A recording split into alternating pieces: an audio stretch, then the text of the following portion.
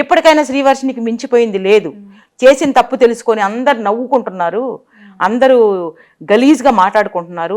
నాకెందుకు తప్పు అనిపించట్లేదు, ఇంతమందికి తప్పు అనిపించిన విషయము నాకెందుకు తప్పు అనిపించట్లేదని ఒకసారి ఆలోచించుకుని మైండ్ సరి చేసుకొని వీలైతే డాక్టర్ల దగ్గరికి వెళ్ళి సైకాలజిస్టుని కలిసి తన మైండ్ సరి చేసుకుని తల్లిదండ్రుల దగ్గరికి పోతే ఆ అమ్మాయి ఎలా వెళ్ళిందో ఎలా వచ్చినా సరే తల్లిదండ్రులు ఆ అమ్మాయిని ఆదరించి హక్కుని చేర్చుకుని తమ బిడ్డ తిరిగి వచ్చినందుకు సంతోషపడతారు.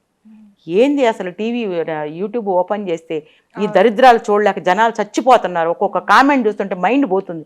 ఏంటి అసలు పెళ్ళి ఏంటి, అఘోరితో పెళ్ళి ఏంటి, తలబొట్టు కట్టించుకోవడం ఏంటి, ఆమె 7 అడుగులు నడవడం ఏంటి, అర్థం కానిటువంటి పిల్లలు కూడా ఇష్టం ఉన్నట్టుగా మాట్లాడుతున్నారంటే మాట్లాడుకునే అవకాశం మనం ఇస్తే మాట్లాడుకుంటున్నారు. నువ్వు చేసింది తప్పు కాబట్టి అందరూ మాట్లాడుకున్నారు, నువ్వు చేసింది కరెక్ట్ అయితే ఎవరు మాట్లాడుకుంటారు?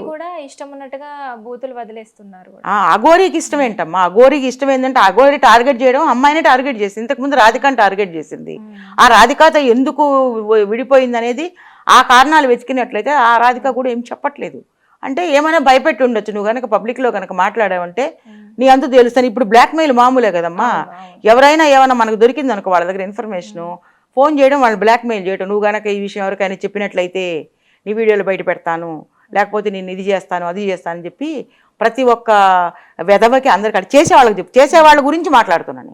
ఆ దరిద్రాలు చేస్తారు చూడండి వాళ్ళందరి గురించి చెప్తున్నాను. అలా ఎదుటివాడి ఎమోషన్స్ని ఎదుటివాడి బలహీనతలను బేస్ చేసుకుని బ్లాక్మెయిల్ చేసుకే బతికేటువంటి కొన్ని పిచ్చి కుక్కలు ఉంటాయి అన్నమాట. ఇలాగా ఆ మహానుభావుడు కూడా అలా చెప్పాడేమో మనకు తెలియదు. మరి ఎందుకు రాధిక బయటపడట్లేదు నాకు అర్థం కావట్లేదు. సో ఇప్పటికైనా మించిపోయింది లేదు. శ్రీవర్షిని ఈ రోజుకైనా నిజం తెలుసుకొని నేను తప్పు చేసినాను, తప్పు అయిపోయింది, క్షమాపణ అడుగుతాను, వాళ్ళ అమ్మ నాన్న క్షమాపణ అడిగి నీకు ఒక నమస్కారం అని చెప్పి అఘోరికి నమస్కారం పెట్టి వెనక పేరెంట్స్ దగ్గరికి వచ్చినట్లయితే వాళ్ళు ఆదరించి సంతోషపడతారనేటువంటిది నా భావం.